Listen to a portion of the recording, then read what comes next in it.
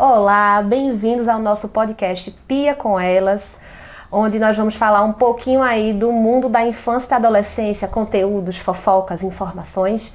Meu nome é Ludmila Oliveira, eu sou psiquiatra.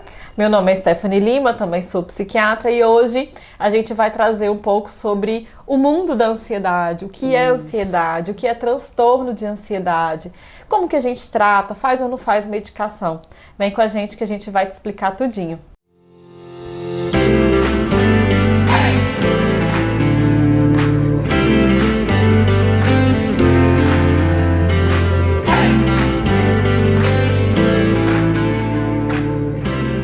Tema que para o adulto é muito bem estabelecido, né? A gente vê aí que, principalmente nesse mundo pós-pandemia, né? Uma coisa que vem aumentando muito em quantidade, e o que a gente vem percebendo pra gente que pega mais criança e adolescente é que tá chegando pra gente com muito mais frequência também, né?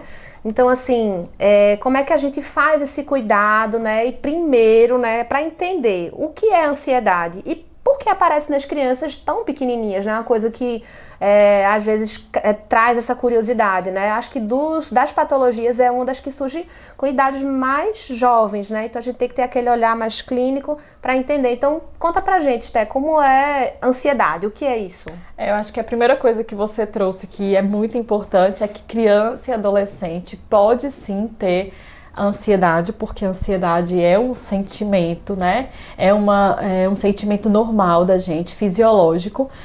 Mas para além disso, também podem ter transtornos ansiosos, que é quando esse sentimento ele já passa um pouquinho do que é esperado, da expectativa da gente sentir e já começa a trazer alguns prejuízos. Então essa eu acho que é a primeira informação importante da gente trazer. Então sim, podem ter, não é só adulto que tem.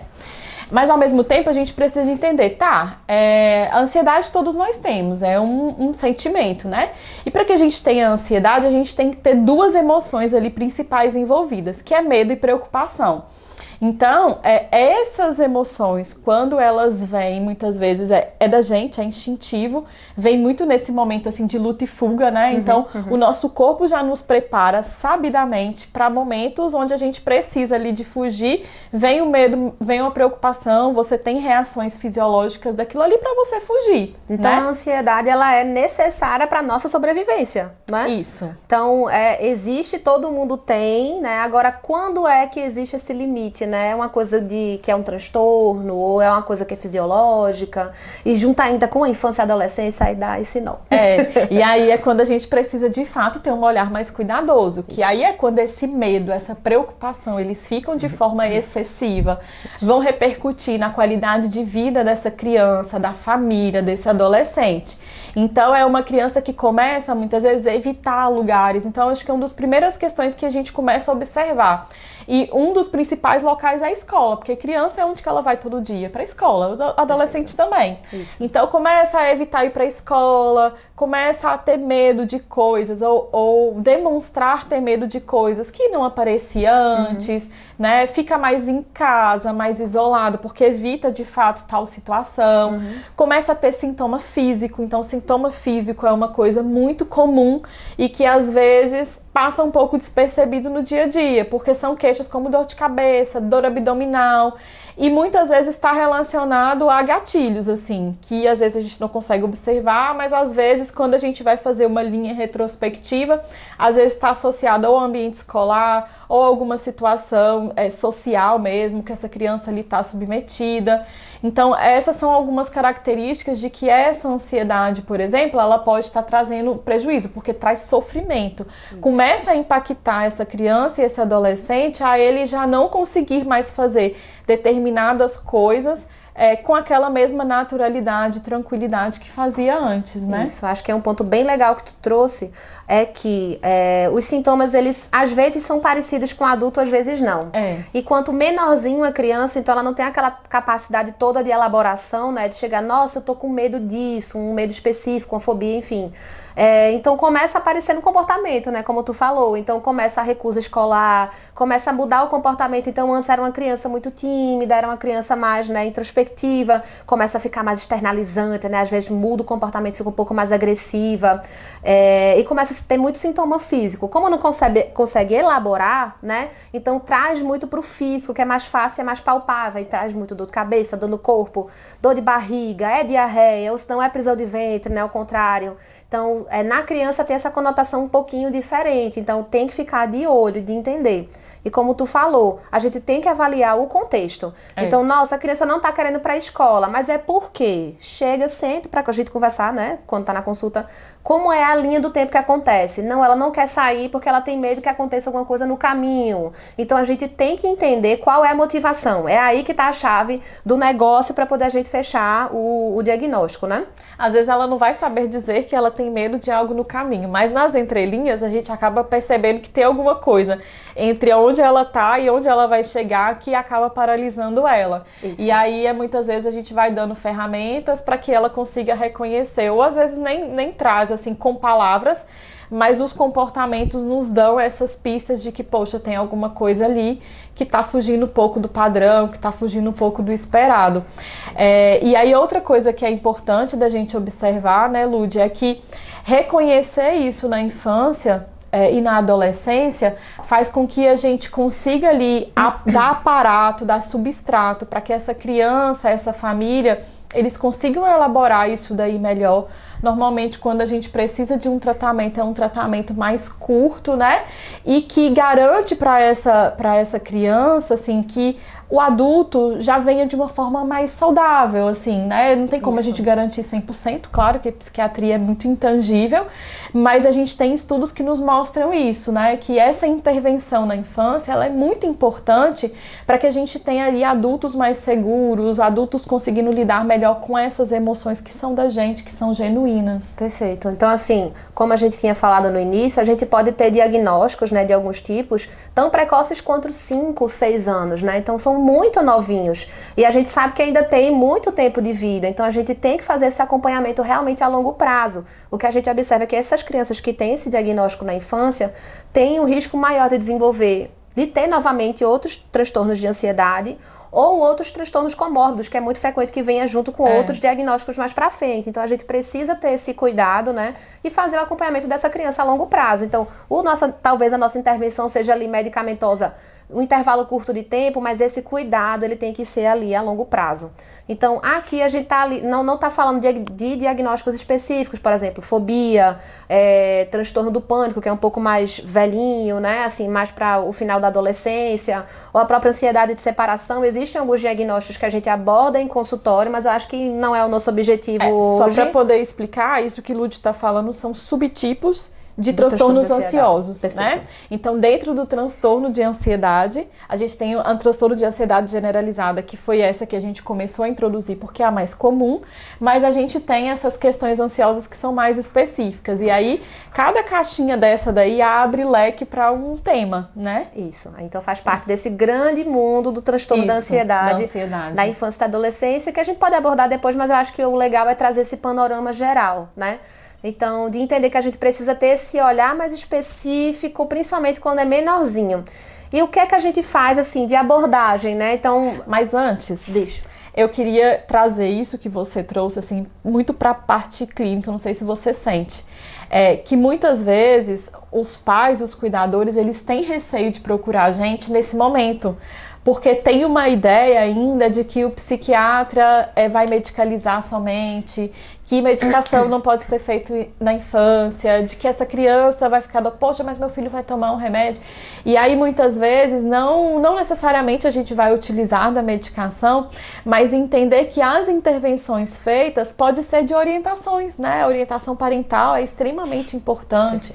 Às vezes, a própria psicoterapia para essa criança começar a reconhecer a emoção, porque às vezes ela tem ali uma imaturidade da idade, a depender de quantos anos ela apresentar isso, e aí ela não vai saber lidar com isso. E aí precisam de ferramentas para que ajudem ela a gerenciar e lidar com essas questões. E aí, essas ferramentas, o psicólogo é o nosso principal aliado para poder braço lidar, direito sempre. Né? E aí, a importância de não postergar, né? Eu acho que seria esse o principal recado, né? Se fosse uma principal...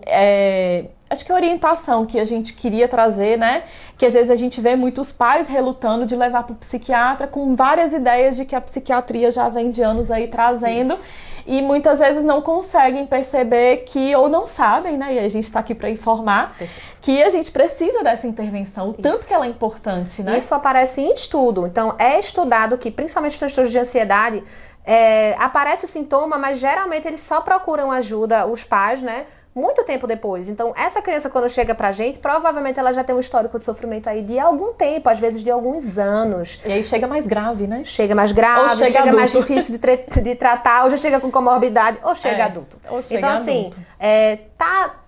É como sempre, né? Olhar e perceber. Tem uma coisa ali que tá diferente, procura ajuda. Então, assim, a informação, ela é muito esclarecedora. Então, às vezes, chega pra gente, como tu falou no consultório, e a única coisa que a gente faz é uma orientação. É um transtorno mais leve. Então, assim, a gente orienta outras medidas que não a medicamentosa.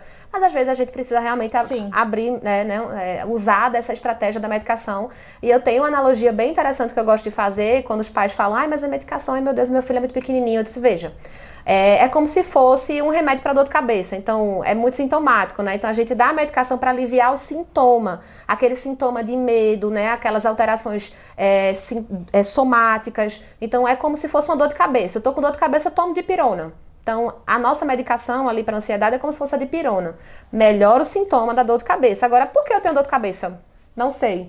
Aí a gente vai cuidar, né, acompanhamento com psicólogo e fazendo outros acompanhamentos para entender por que essa dor de cabeça existe. Mas a medicação, ela entra aí como um sintomático, para aliviar o sintoma e o sofrimento daquela criança. Mas sem esquecer que para que a gente tenha o alívio desses sintomas, a gente precisa de tratar o transtorno. Porque quando a gente tem um transtorno, a gente tem um prejuízo com relação a isso. Então, a medicação, ela alivia os sintomas, mas ela vai tratar o transtorno, né? Isso. Então, é essa informação. Então, a gente pode sim usar medicação na infância e na adolescência. Existem medicações que são seguras, dentre elas o que a gente tem de mais estudo para transtorno de ansiedade generalizada, que é o nosso foco aqui, é principalmente fluoxetina e sertralina, né? Então, normalmente a gente faz por um período mais curto do que se faz no adulto, mas isso também varia muito, porque a gente precisa do acompanhamento de saber como vai ser a resposta daquela criança ou daquele adolescente, mas são medicações seguras, né? Normalmente não se tem muito efeito colateral. Eu estava até vendo o estudo que fala que cerca de 7% pode apresentar alguma intolerância ou abandonar o tratamento por conta, né, de algum efeito colateral, né? Mas assim, sempre conversem, né? Dialoguem com o psiquiatra que está acompanhando vocês, porque para além dessas medicações, a gente tem outras, né? Que tem nível de evidência, às vezes não tanto quanto essas, e que pode ali trazer benefícios. Às vezes é também questão de tomada, né?